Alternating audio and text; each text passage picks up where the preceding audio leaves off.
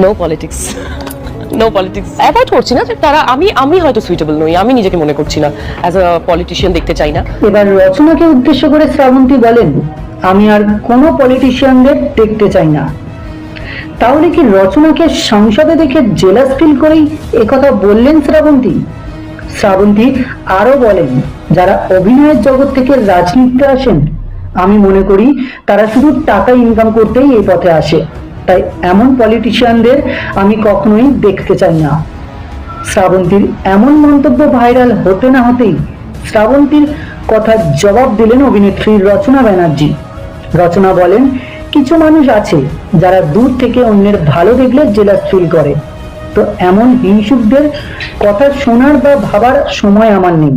আমি অনেক দূর এগিয়ে গেছি, যে জায়গায় কারোর হিংসা কোনো কাজে আসবে না। এদিকে এই বিষয়ে শ্রাবন্তীকে সাপোর্ট দিয়ে যাচ্ছেন ভক্তরা। তো বন্ধুরা, এই বিষয়ে আপনি কাকে সাপোর্ট করবেন, রচনা নাকি শ্রাবন্তীকে?